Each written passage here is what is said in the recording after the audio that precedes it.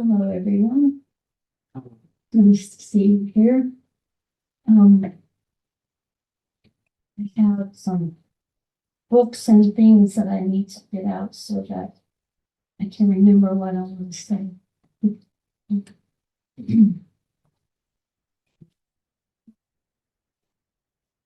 This is not.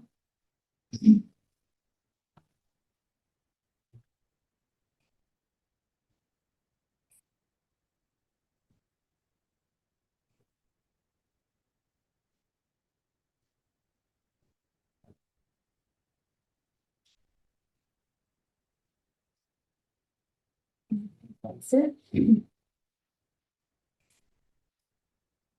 everybody hear me? Yes, my talk is called the Dharma of letting go, because letting go is a practice. And it's part of the teachings of the Buddha and our teacher Thich Nhat Hanh. So the Dharma of letting go. I'm really grateful to be here with you this evening. It is, as Lisa said earlier, the last day of November. So it seems like, for me at least, the time after Halloween, maybe even just a little before it anymore, but Halloween, Thanksgiving, Christmas, it's like the movie, they have the calendar and the pages are going like this when they're wanting you to know that time has passed. Well, I feel like the pages have been turning really fast for me. It's not unusual, though, at this time of the year for us to feel that way, I think. A long time ago, I began what is now a tradition for me. It happens at about this time of the year. I begin to think about, I reflect on the things that have gone on in the past year. And I notice some of the things that really I see a lot of the fun things most of the time. But if I look a little closer, I see sometimes when I may have not been very skillful with my speech or very loving with my speech. And then I notice other things maybe that I could have done better, said better, taken action in a better way. And I feel I learn from that, but usually I don't spend much time on it. I just kind of notice it and move on. But this year, I thought, I really should take some time to learn from those things that I felt I didn't do quite well. And then I started getting information like from The Raft, which is a publication of the Thich Nhat Hanh Foundation. And one of the stories was letting go. And then other things happened. So finally, like, that old thing where you three things turn up and you think, oh, well, that's something to pay attention to. So that's what happened in this instance. And I kept thinking of this title, Dharma of Letting Go. So I knew it was important for me, and I hope it's going to be meaningful to you as well. So this year, my tradition, which usually starts at the end of November and goes through part of December, this year my tradition got a little bit hijacked because of health issues that I've been facing. And I will talk about that in a minute. So now I'm looking at the past year differently. I'm thinking of kind of as categories like physical well-being, mental well-being, emotional well-being, that sort of thing. And so that's an ongoing process. I'm still kind of in the middle of that. But I'm going to skip some of those details and just focus on the aspect of letting go. Kai says that we should let go of things. We should practice this. And here's what he wrote. This is what I read in The Raft. there are many things we can let go of. For instance, we have an idea. We have an idea like, if I don't have that, I'll never be happy. But if we can rid ourselves of those ideas, happiness will naturally flood in. Joy and happiness will suddenly flood in. So, our ideas, our perceptions can also be the very causes of our pain and suffering.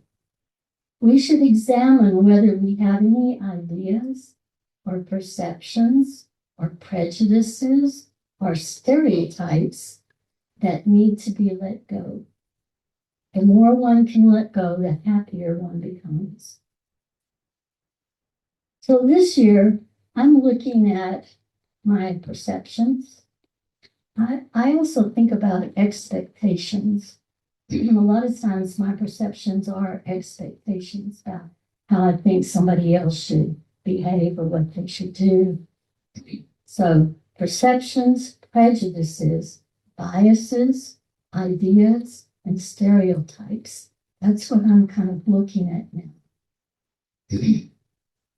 And this is where my health issues come in. So rather than tell people one at a time and repeat the story 15 or 20 times, I thought I'd just tell everybody and then I don't have to tell you again. You can tell other people, whatever. But tell it straight. Don't gossip about it. Okay? So about a year ago, I had an x-ray of my chest that showed an aneurysm on the aortic blood vessel.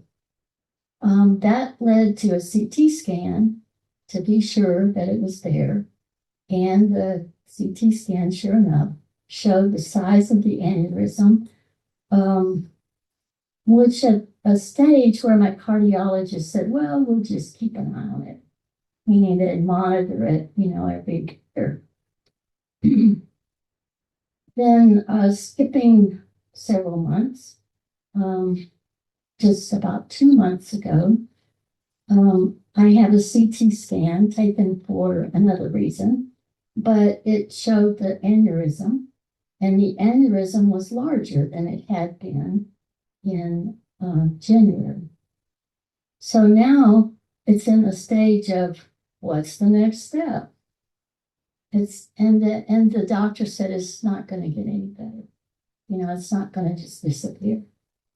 So that was the first thing, health-wise.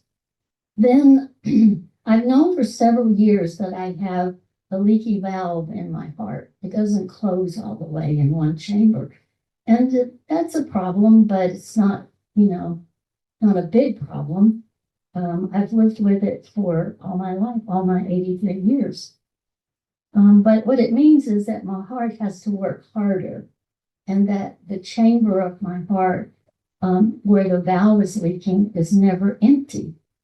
And that can lead to some problems like a stroke or something like that. Actually, I had a little stroke a few years ago. Anyway, so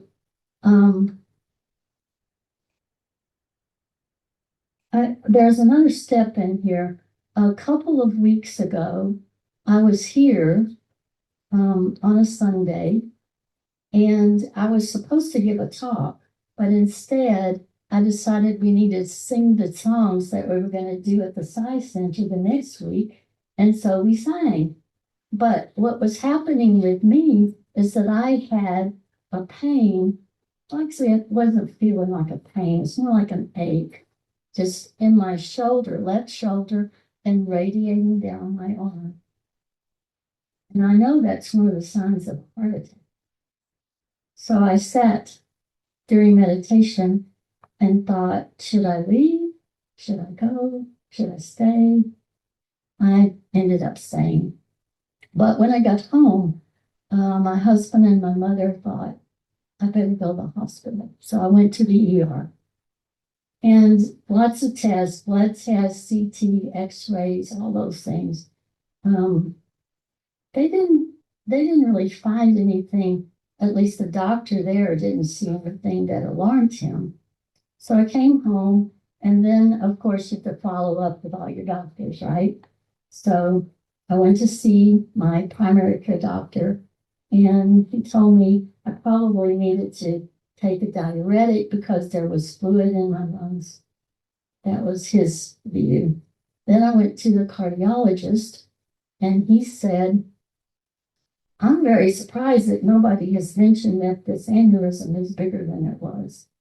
And so that kind of led to another procedure.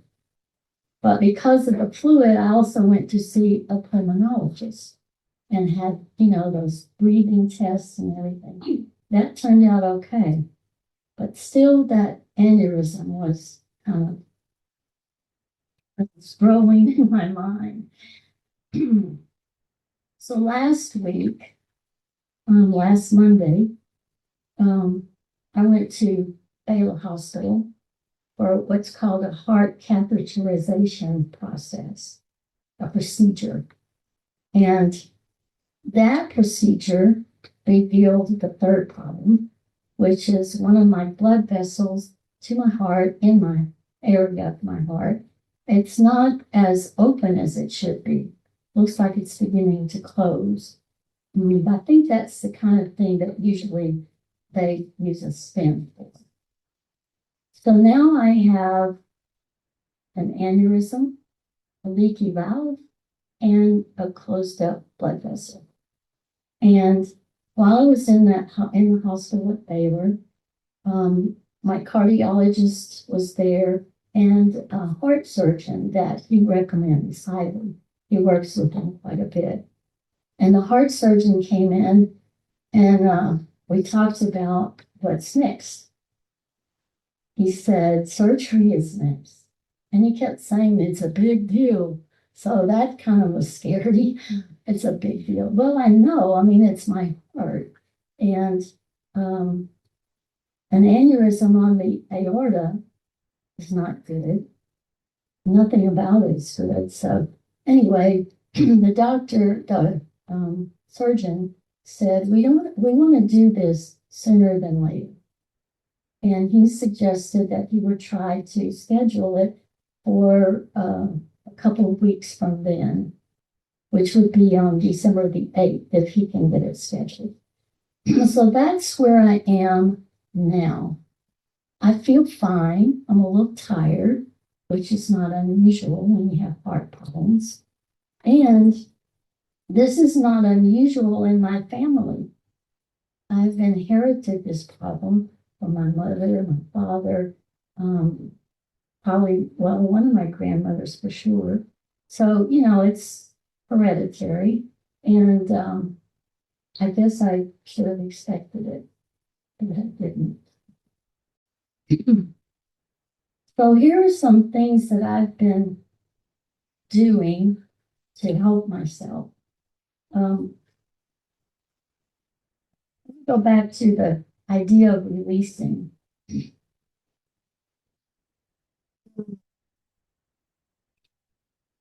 One of the things I did at the beginning, until I recognized what I was doing, I tried to avoid the thought of all these heart issues and just keep busy and do things. And I would find, yes, I could do up to a certain point, and then my body would just say, stop, rest. So that caused me to think again about, why am I doing this? I recognized that right away as a form of aversion, not wanting to face what was really true. I was avoiding it.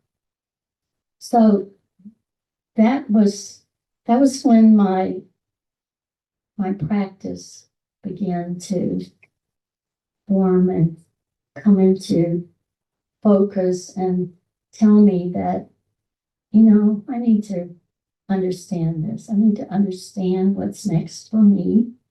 And there were some ways of releasing that really, really helped me. That's what I want to share with you mostly tonight. But just so you would know, what's the origin of this particular talk. The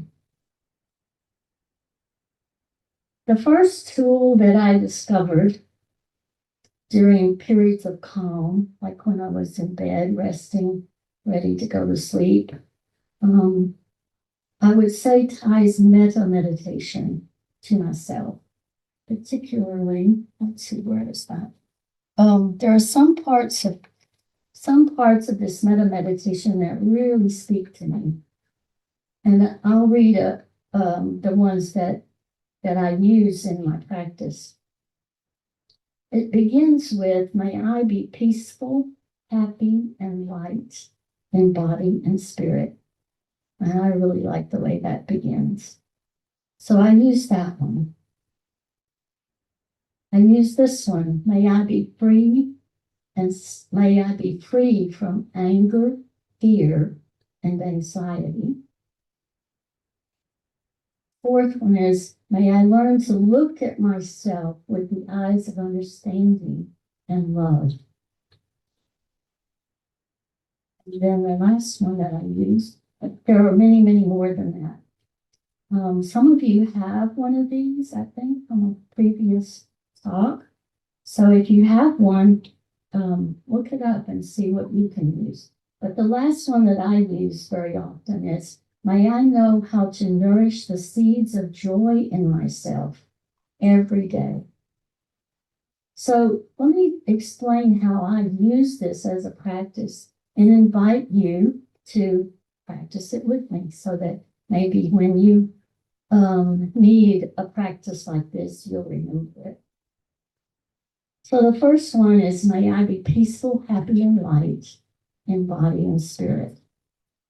So I would, as I say that, I would first think of the first word, peaceful. And I would sort of breathe in peaceful. 3 times, 3 breaths, peaceful. And I noticed that that peaceful feeling would kind of, comfort me. The next word is happy. And I did the same thing. Breathe in 3 times. Yeah, you have to smile when you say happy. And the last one is light. Light in body and spirit. Light also. Breathe in light 3 times. And that kind of sets the tone for the others, because in the others that I chose, there's a little more reflection needed. So the next one that I chose is, may I be free from anger, fear, and anxiety. Well, right away, I could notice the fear in me and the anxiety. It was easy to see that. But what I didn't see was fear. And then I started to recognize there are many faces of fear. So you might not always call it fear, but if you really look closely at it, that's what it is. So then I used, may I be free from anger, fear, and anxiety. And following my breath as I said that. Mostly focusing on the words anger, fear, and anxiety. I give each one of those 3 breaths so that I can really let it sink in. This is when things turn so that we're not actually looking at the things that are maybe causing problems, but the things that are meant to focus on myself and how I'm treating myself. Am I being friendly to myself? Am I kind? And the words that in the meditation say, may I learn to look at myself with the eyes of understanding and love. Now that one, I breathe in eyes of understanding. Just take it in. May I know how to nourish the seeds of joy in myself every day. those are the ones from the metta meditation that I've been concentrating on using every night before I go to bed. And if you still have this, pull it out and try it for yourself. See which ones fit for what you want to feel or what you want to release. So that is one of the ways I have been practicing releasing. And this one, this tool is a way also of focusing on the good seeds in your store consciousness. Because especially when you say, may I know how to nourish the seeds of joy. That's absolutely about looking within your own store consciousness to find the joy that's there and give it some love, give it some water so that it grows. So the first tool is this meditation. The second tool that I found that's helpful for me, and I've done this for a long time, but I didn't realize that's what I was doing. But essentially, it's using flowing water to see unhelpful stuff just washing away. Example, in the shower, standing in the shower and just feel the water massaging your shoulders, especially for me anyway. This is where I carry a lot of stuff that's not helpful. So I just let the water kind of pound on my shoulders, this part of my shoulder, so that I really feel it beginning to let go of some of that tension and some of those worries and anxieties. You can use it for, any place where you feel kind of tension or stress. If you can't go get a good massage, go stand in the shower and let the water kind of wash away some of your tension. So that's the second tool I use. Let me say also, although it's kind of like not typical to hear this in a Dharma talk, but bathroom peeing and pooping is also a good reminder of things you're releasing that are no longer helpful to your body. It's great, you can be grateful that your body's taking care of you.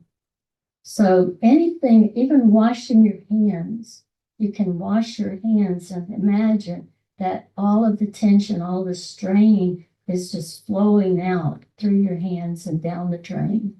So, anytime washing dishes, you can see that you are also letting go of the stuff that's left over after you eat. You're just, every time I think of water as just a wonderful release thing. So that's my second tool. The third tool is from the Buddhist teaching. It's called the 5 Remembrances. Some people kind of get disturbed about this, but I find it very helpful and very comforting, in fact. The 5 Remembrances, looking for the right page, by the Buddha.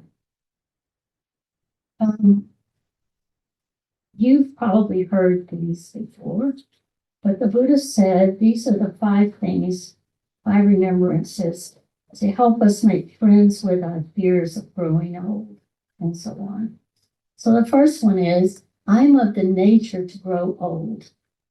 There is no way to escape growing old. And think about that for a minute.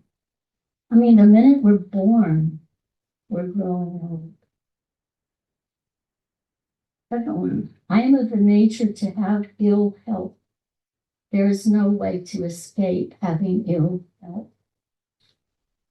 Do you know anybody who's ever gone through their whole life and not been sick even one day? The third one is, I'm of the nature to die. There is no way to escape death. My friend Tashi says the mortality rate is 100%. The fourth one is, all that is dear to me and everyone I love are of the nature to change. There is no way to escape being separated from them. And the fifth one says, my actions are my only true belongings. I cannot escape the consequences of my actions. My actions are the ground on which I stand. My actions are my only true belongings. I think that's why when I began this process of reflecting in the past year and so on, I think that's why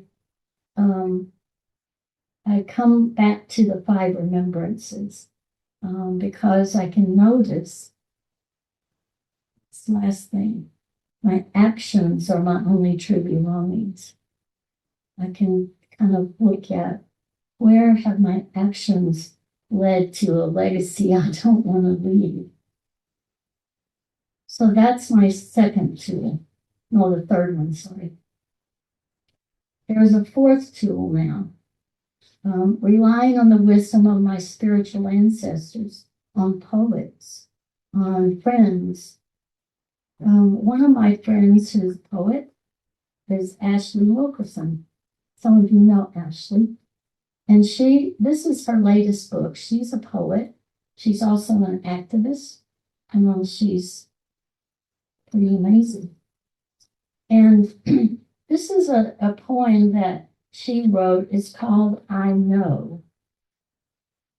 I used to carry guilt like a muffled bomb until I rebuked the sorrow that consumed my mother. Magic and madness flowed through my matrilineal line, causing wounds of the spirit that needed to be purified. I made a vow to heal, so that 7 generations behind me could feel the joy of being a whole African woman again. My breath will be the wind beneath future mahogany wings. And in this present moment, I am reaping the harvest of self-mastery. I know how to hold my tongue and shadow and speak through consecrated pens. I know how to cradle my inner child. I have built a safe house within. I really love that. Knowing how to cradle one's inner child is such a valuable thing. And she goes on, I used to carry broken people like a bouquet of charred leaves until I gave myself permission to release what no longer serves me. I know how to burn an unstable bridge and make a healthy stew from the ash. I am not defined by my trauma or the residue from my past. When I decided to heal, my organs began to play a gorgeous tune. Onyx stars replace my battle scars every time I tell the truth. I know the honor of living good with courage and compassion. I know the power of being quiet until it is time for direct action. Basking in goodness, grace, and glory, I know how to rest and allow myself to bend. I trust the whispers of my heart. I am my closest friend. I am celebrating. I was a baby born in the midst of fire. I won't apologize for my incredible light. I have become the hero of my dreams. Inner peace is my birthright.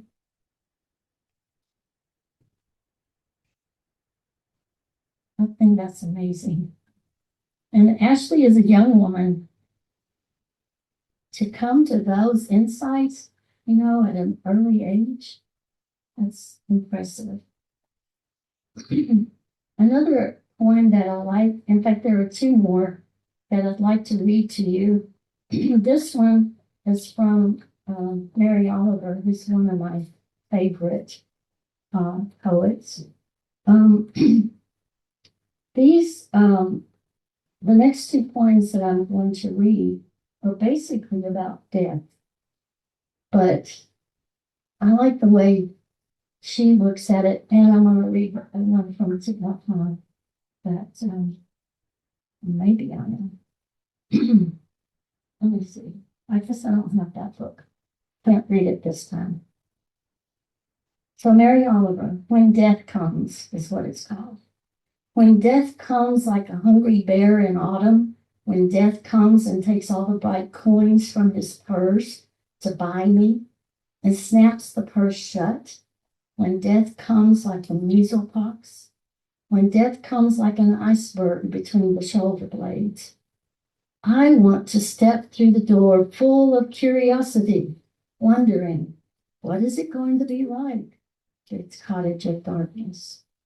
And therefore, I look upon everything as a brotherhood and a sisterhood, and I look upon time as no more than an idea. And I consider an eternity as another possibility. And I think of every life as a flower, as common as a field daisy, and as singular, and each name a comfortable music in the mouth, tending as all music does toward silence, and each body a lion of courage and something precious to the earth. When it's over, I want to say, all my life, I was a bride married to amazement. I was the bridegroom taking the world into my arms. When it's over, I don't want to wonder if I have made of my life something particular and real. I don't want to find myself sighing and frightened or full of argument. I don't want to end up simply having visited this world. So thinking about these ways to look at it, and thinking of the 5 remembrances, thinking of Ashley's poem, there are some really great hints in, in good poetry and good writing, really some good hints that will help us release things, knowing that there's a lot of good stuff to make space for. So there's, let's see, one more to them. And that is engaging in creative activity. Creative activity is whatever it is to you. To me, it's writing haiku, it's drawing a mandala, it's listening to music. Here's an example of a haiku that I wrote, I don't know when, long time ago. Sadness engulfs me. Compassion opens my heart. I am here for you. And I was writing that to me, knowing that I was actually paying attention to myself. So let me sum up. I hope I haven't taken too much time. Summing up, first you have to recognize there are things in your life that are causing you physical or emotional pain, the habits and energy patterns that are no longer beneficial. After you recognize that, you have to allow yourself to acknowledge these habits and patterns. Yes, they are there. Accept that they are there. And then you find tools that will enable you to let go of those patterns and habits. And last of all, practice. It's a teaching. It's like anything else in our teaching. It doesn't work unless you practice. So you practice these things. So I have some papers to pass out, and this includes some questions that I thought you might like to reflect on. And I think there's also some pins down there, Jim.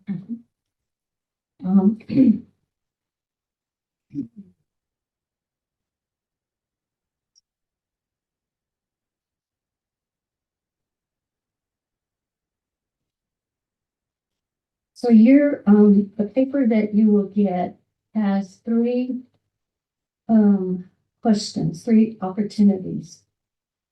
And I encourage you to just do what feels right for you. There's not anything that's mandatory there. I asked Cornell how many should I make, and he said 23. I made 25, and we're still short. Here's the page you can do. Okay. Tell me about.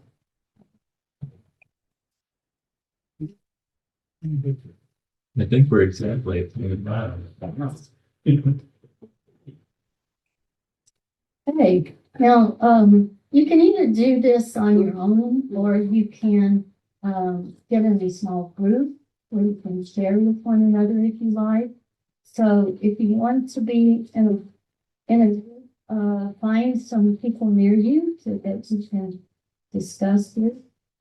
If you'd rather do it on your own.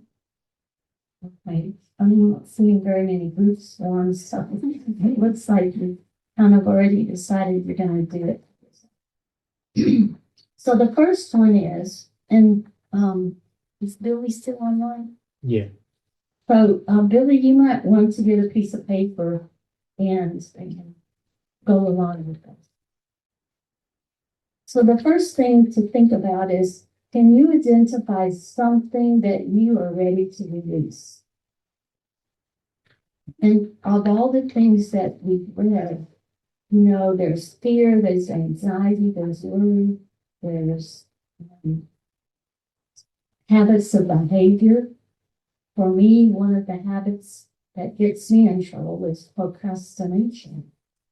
Maybe you have a habit like that. But just identify something you're ready to release. Here's what I know about being ready. If you say, oh, I want to stop procrastinating. Okay, that's a good idea, but are you ready? Are you really ready to do that? So you have to be sincere. You have to be honest with yourself. If you're not ready to release something and you see it on the paper, you know it's there, you want to release it, but you're just not ready yet, then that's okay. Just come back to it occasionally and say, am I ready to let that go now? And then you'll be ready to do it. Because even if you said, yes, I'm ready, and you know in your mind and your heart that you're not, it won't work. So you have to be really honest with yourself. Here are some clues from Ty's quote. I'm just going to read that again to give you an idea about what you might be ready to release. He said, first of all, an idea. And that could be an idea of what you think would make you happy, an idea of what would make you happy if somebody else did this or that. Maybe getting something, a new car, whatever. Have an idea. So those ideas can also cause problems. Perceptions, prejudices, biases. Do you have a bias about something, a prejudice about something that you feel like needs to be released? Stereotypes. To me, that means putting people in categories, putting things in categories, and labeling them. So are any of those things something you're ready to release? An idea, a perception, a prejudice, a bias, a stereotype.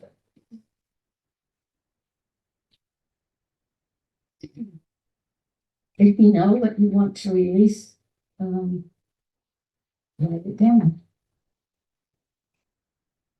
And then I wanted to know, and maybe this would have been a good thing to share with the group, but do you have a particular tool or technique that helps you release stuff?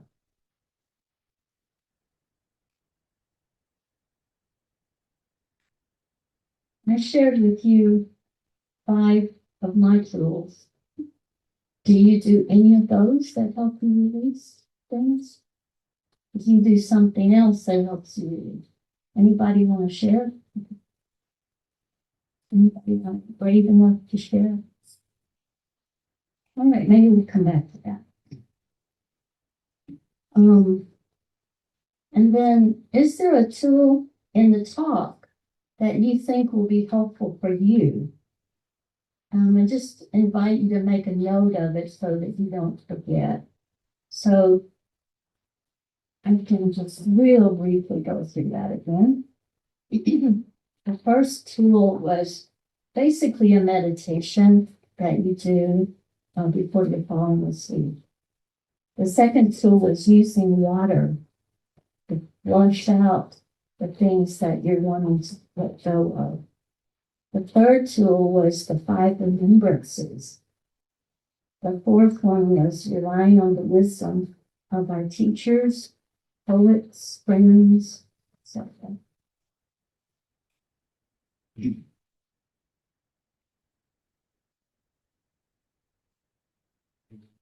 I'll give you a minute to think about that and see if any of those tools that are helpful to me might be helpful for you. And the reason I'm asking you to write it down is because this paper may turn up at some point in your life and you'll say, oh, I forgot about that. And then it's probably because you needed it.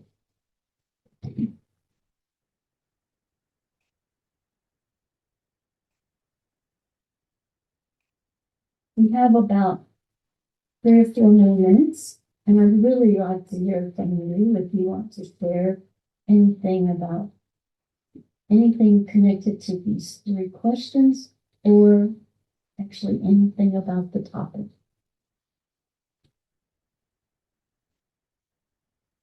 Bobbie,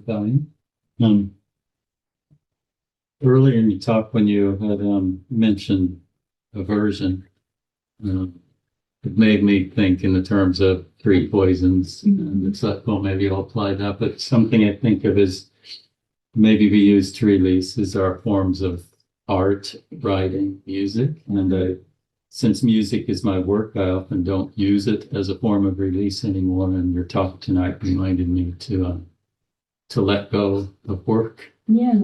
And allow our creativity, whatever it is, writing or teaching, whatever it is, use that rather than just work. Yeah. Great. Thank you, Colin. Especially for you, because you do so wonderful improvisations.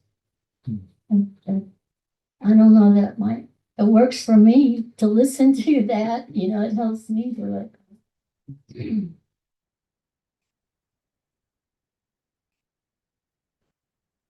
Anything else? Yes, George? Can I identify something I'm ready to release? The answer is yes. And what I'm ready to release is my identification with thoughts. I'm constantly thinking, anyhow, I'm thinking. In particular, thoughts relating to being a separate self. And the tool is not a particular tool. It's the tool we all use, meditation. Yeah, meditation. I have a shirt that says, meditation is the new medication. Anybody else want to share? All about it. Sometimes when I'm resisting what I feel, I light a candle and I sit, and then I just start saying, I feel this and that, whatever it may be, as a way to, know what my suffering is and to let it go that way. And then I keep talking. So I make myself talk for at least 3 to 5 minutes, just kind of like letting all, so I don't identify with my thoughts. I just let them out too. And by the end of that, usually I'm saying positive things, like Ashley has, kind of after she gets it out, then some of the more empowering things start to come through. Yeah, great. That's a good one. And the candle helps to give you a focus. And it lets you know you're gonna do something kind of real here, Yeah. kind of special. That's good. I'm gonna try that. John Bowling. Yes, So two core parts of my practice now for 12 years are reciting the Heart Sutra as I learned it at the Zen Center in New York City and the Zen Mountain Monastery in a gratitude journal. Mhm. Now, I don't burn a candle, Paul. I light incense. And there's something about just the glow of that incense stick in the dim light as I'm focusing on my breath. And I will always remember the day Hogan Sensei, who's one of the co-directors of the Zen Center of New York City, where they're giving a talk and he winces and he goes, "Fucking me is killing me." And then, in the same sentence, "Now I want you to know that the single most important thing I've done for the last 32 years is get my ass on this cushion even when I didn't feel like it." Yeah, I think we all know the benefit of that. Anything else, John? That's it. John Okay. Young out. Thank you. Anybody else? Through again. For me, understanding feels like a huge component of letting go Yes. because there's so many different ways in which these like very fundamental needs or fears that I have will manifest. And so I was thinking about this the other day and I saw someone do that turn that turn at the end of a red light that's really too late and they really shouldn't be doing that. And I got really bothered by it, but I just kind of sat with it and I realized that, in a way that's greed. It's someone being kind of greedy about their time, greedy to, in a rush to get somewhere. And then I kind of saw like, oh, well, that's really ultimately a manifestation of suffering, that they are really desperate to get somewhere, not content with where they're at. Right. And kind of when I had gone through that whole process, I just started to feel a lot of compassion for that person instead of judgment and anger at them for taking up too much. Yeah. And I find when I go through that process, it really helps me understand like where these things are coming from within myself. Mhm. It helps me to let go. Thank you, Sherry. That's lovely. And you can use that with yourself as well. You begin to understand what's, deep down inside, kind of hiding in the store consciousness. Then, then you can, compassion comes up just automatically, like whatever I read there about, I saying, compassion just floods in. Joy, happiness, it just floods in. Anything else? We have like 1 more minute. Khôi vào nhé. Yes, Chloe? One thing that works for me when I encounter something that I perceive as painful is that there's a joy of self-exploration when I approach the pain, meaning I usually think I have the will to control myself. So if I do the right thing, the pain will go away. But the reality turns out I don't know how my body, my mind cope with pain. So even though the pain is still there, the process of me figuring out what works and what doesn't, and kind of write down those things is giving me joy through the process of approaching the pain. Yeah. And I think it's for a science student, it's something nice to learn about myself and my pain. Yeah. My mind. Right. It's like, it's almost like what Paula's doing. You're writing it down, she's spilling it out with words.